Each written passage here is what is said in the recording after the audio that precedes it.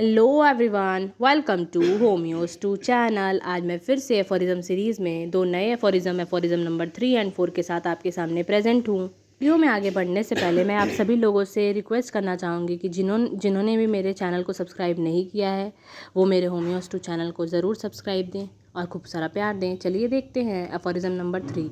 सो aphorism number 3 है knowledge of physician. कोई पूछे इंडिविजुअली कि एफोरिज्म 3 क्या है, तो नॉलेज ऑफ फिजिशियन यानी कि फिजिशियन को क्या नॉलेज होनी चाहिए जिससे कि वो डिजीज़ प्रॉपर जो है ट्रीट कर पाएगा पेशेंट की। चलिए देखते हैं। सबसे पहले आप अपने आर्यडजन की ऑर्गेनन की बुक लेके बैठ जाइए, क्योंकि मे बी आपको क्लियरली ना दिख रहा हो। ठीक है, तो स्टार्ट करते हैं। तो देखते हैं कि if the physician clearly perceive what is to be cured in disease, मतलब कि अगर फिजिशियन सच में मतलब क्योर करना चाहता है डिजीज़ को, तो उसे क्या क्या नॉलेज होनी चाहिए। दैट इज़ टू से in every individual case of disease knowledge of disease indication, यानी सबसे पहला चीज़ जो उसे पता होना चाहिए किसी पेशेंट को क्योर करने के लिए वो है कि उसे डिज़ीज़ की नॉलेज, मतलब हर एक इंडिविजुअल डिज़ीज़ जो होती है पेशेंट में उसकी नॉलेज होना उसको बहुत ज़्यादा ज़रूरी है। तो पहला पॉइंट यही है कि आपको नॉलेज मतलब डिज़ीज़ की, मतलब हर एक इंडिविजुअल डिज़ीज़ की नॉलेज होना बहुत ज़्यादा ज़रूरी है। फिर सेकंड पॉइंट है if he clearly perceive what is curative in medicine. दूसरा चीज़ उसे क्या ध्यान रखना है कि उसे अगर पता हो कि मेडिसिन में क्या ऐसी चीज़ है जो क्योरेटिव है। मतलब इसका क्या मतलब है, उसे हर एक इंडिविजुअल मेडिसिन की नॉलेज होना भी ज़रूरी है, हर एक मेडिसिनल पावर की नॉलेज होना भी ज़रूरी है।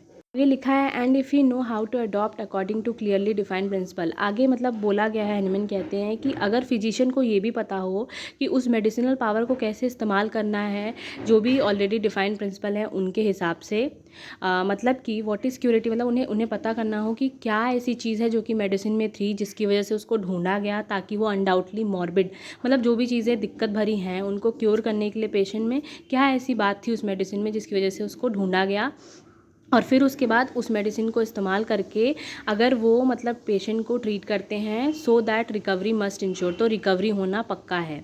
नेक्स्ट है to adopt it as well in respect to the suitability. इसके साथ साथ वो बोलते हैं कि मेडिसिन, एक सुटेबल मेडिसिन का मतलब ढूंढना भी बहुत ज़्यादा इंपॉर्टेंट है, बहुत ही मतलब जो कि बहुत ज़्यादा अप्रोप्रिएट है according to its mode of action, जो कि अपने मोड ऑफ एक्शन में उस केस के लिए बहुत ज़्यादा अप्रोप्रिएट हो, तो उसे ढूंढना भी ज़रूरी है।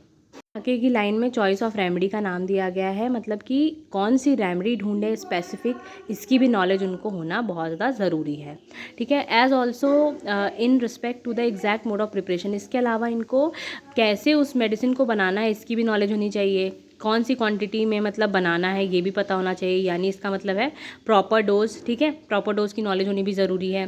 And the proper period for repeating the dose, इसके साथ साथ उन्हें ये भी पता होना चाहिए कि कब उस डोज को रिपीट करना है। ठीक है, कितनी बार रिपीट करना है, कब रिपीट करना है, ये भी पता होना चाहिए।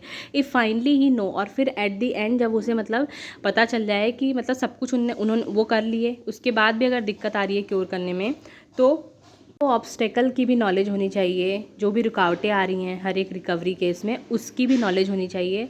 और फिर उसके बाद उसे उन्हें पता होना चाहिए कि कैसे उन ऑब्स्टेकल को रिमूव करना है। अगर ये सारी चीज़ें वो करते हैं, एक फिजिशियन करता है, तो रिस्टोरेशन जो है वो परमानेंट हो सकता है। Then he understood how to treat judicially, मतलब तब मतलब फिजिशियन को कह सकते हैं कि जो फिजिशियन है वो एक पेशेंट को जुडिशली यानी न्यायपूर्वक और रेशनली बिना किसी भेदभाव के ट्रीट कर पाएगा। And he is a true practitioner of the healing art, और वो हीलिंग आर्ट मतलब हील करने की जो कला है उसमें ट्रू प्रैक्टिशनर वो फिजिशियन कहलाएगा। दी एंड अगर मुझे बताना हो, पूरा कंक्लूड करना हो, तो फिजिशियन को क्या क्या नॉलेज होनी चाहिए। पहली चीज़, उसे डिजीज़ की नॉलेज होनी चाहिए, हर एक इंडिविजुअल डिजीज़ की नॉलेज। दूसरा, उसे हर एक मेडिसिनल पावर, इंडिविजुअल मेडिसिन के पावर की नॉलेज होनी चाहिए। इसके अलावा उसे मतलब कैसे देना है वो पता होना चाहिए। ठीक है, उसे जो है चॉइस ऑफ रेमेडी के बारे में पता होना चाहिए, कौन सी मेडिसिन देनी है ये पता होना चाहिए, कैसे बनता है, कितनी क्वांटिटी में मतलब बनाना है। ठीक है, मतलब प्रॉपर डोज की नॉलेज होनी चाहिए। इसके बाद कितनी बार उसको रिपीट करना है उस डोज को, इसकी नॉलेज होनी चाहिए। इसके बाद भी अगर दिक्कत आ रही है तो ऑब्स्टेकल को फाइंड करना चाहिए कि कौन सी ऐसी चीज़ है जिसकी वजह से सक्सेसफुल हम ट्रीट नहीं कर पा रहे हैं। उसके बाद उस ऑब्स्टेकल को रिमूव करना भी आना चाहिए, तब हम जो है परमानेंट रिस्टोरेशन कर सकते हैं हेल्थ का। पढ़ते हैं एफोरिज्म 4 की तरफ, जो कि है preserver of health. Preserver of health यहाँ पे फिजिशियन को कहा गया है। यहाँ है he is likewise a preserver of health if he know the things that derange health and cause disease and how to remove them from person in health. यहाँ पे जो हैनीमैन साहब हैं वो फिजिशियन को हेल्थ का प्रिजर्वर बोलते हुए ये चीज़ कहते हैं कि फिजिशियन की बस ये रिस्पॉन्सिबिलिटी नहीं है कि वो अपने पेशेंट को इल या इल होने से बचाए, बल्कि इल से पहले मतलब अगर वो बीमार होने वाला है उससे पहले ही अगर वो पेशेंट को इस चीज़ के बारे में बता दे कि ये चीज़ें आप अवॉइड करो, ठीक है, जिससे कि आप इल ना पड़ो, मतलब बीमार ना पड़ो, उससे पहले ही अगर उसे आगाह कर दे, है ना, अवॉइड करने के बारे में बता दे और पेशेंट जो है उस चीज़ को फॉलो कर ले, तो ऑलरेडी वो मतलब बीमार नहीं पड़ेगा। तो इसीलिए उसे प्रिजर्वर कहा गया हेल्थ का फिजिशियन को।